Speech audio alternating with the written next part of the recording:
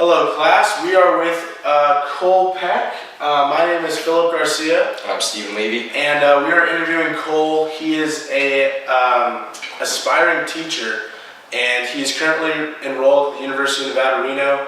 And just a couple real quick things about Cole before we start asking him some good questions. He is in the AVID program at Sparks High School in Sparks, Nevada, just down the road.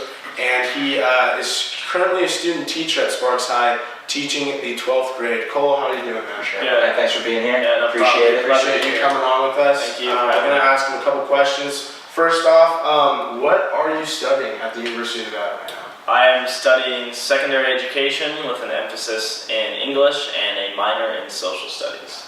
Nice, very nice. And what made you choose the career path of education? I've always just had a love for learning, and I want to share that love for learning with other students. I just want to make everyone happy and smart, I guess.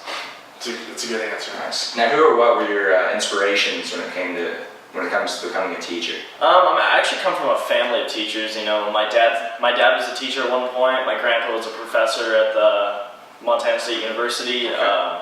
My grandma was a special ed teacher. My aunt was a teacher. Wow. My dad's dad was a teacher. I just come from a family of teachers. So I guess it just runs in our blood. So Very cool. Very long line of lots of teachers in the family. Educators in the family.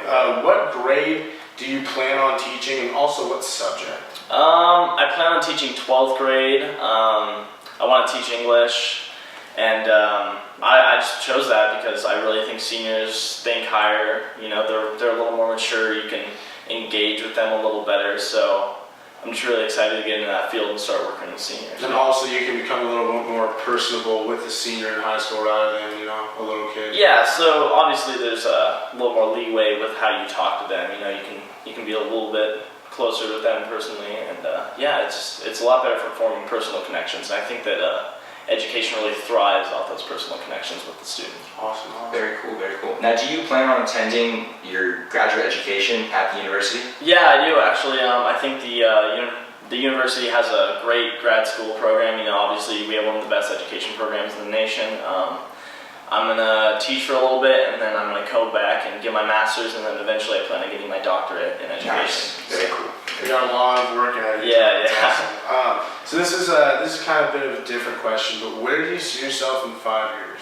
I see myself at a school, just working away, trying to do my best to help the future out,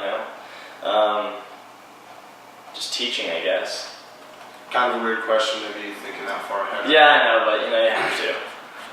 Now, as far as that goes, would you prefer to teach at a public school or a private school? I think a public school, a lot of public school kids really need that extra help. They need the guidance from a good teacher, so I prefer working in a public school. Public school, the way to go. Also, could you go a little bit more in depth with your family's history of education? Yeah, so most of my family's from Montana. My grandpa on my dad's side was a teacher his whole life. He's actually in the Montana Coaches Hall of Fame. He coached track and basketball. And then my dad taught in Atlanta for a few years when my mom was working on her master's in nutrition. He taught at in an inner city school, so it was a really good experience for him. He taught me a lot from that. He taught me how to work with kids. It taught him patience. So I'm looking for that when I start teaching. On my mom's side, my grandpa, like I said, was a professor at Montana State University. He was a math professor for a long time and then took over the education program there. So I have a lot of input and influence from him. And then his wife, my grandma, was a special education teacher teaching social studies. So, just a lot of family history there, yeah. A lot of family history. Just a side note, what was it like growing up under a household of teachers? It's interesting, because you'd think that they're always helping you, but that's not really the case. They obviously pushed me to do really well academically, but they made me really pursue it on my own. They made me find my own love of learning, which is good, Yeah, that's awesome. Yeah. Very cool, very cool.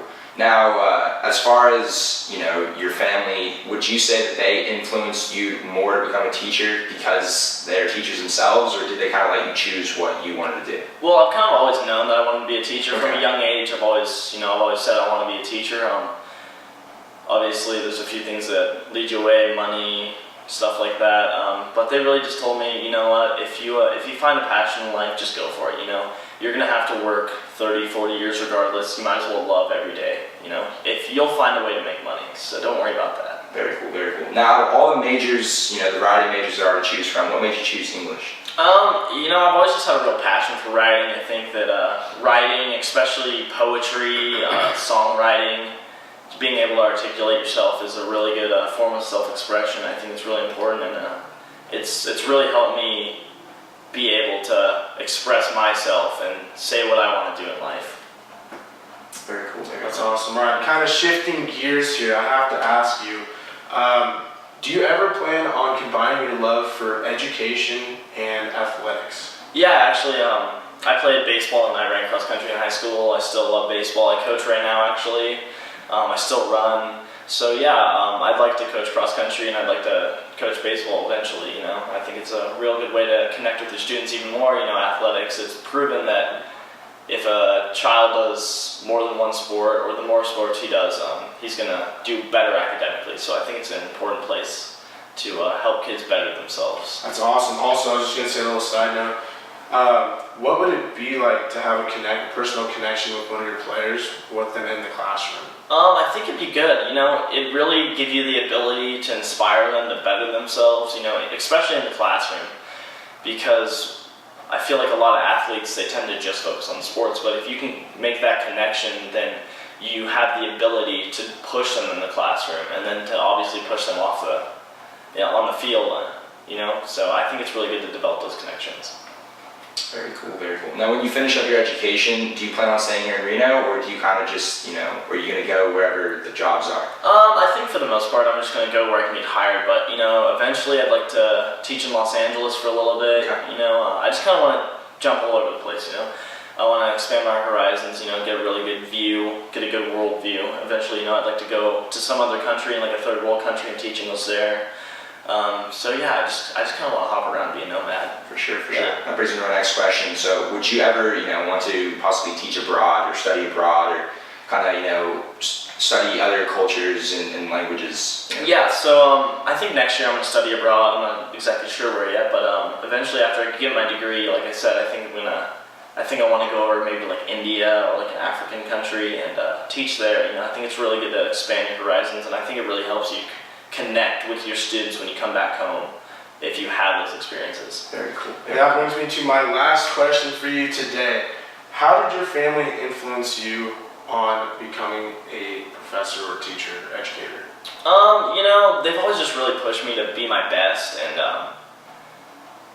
like I said, you know, they really just said, find your dream, do what you love. So obviously I've chosen the path of being a teacher. Now they're at that point, well, Cole, be the best where you can be the best teacher you can be, get all the degrees you can be so you can set yourself up to be a successful teacher.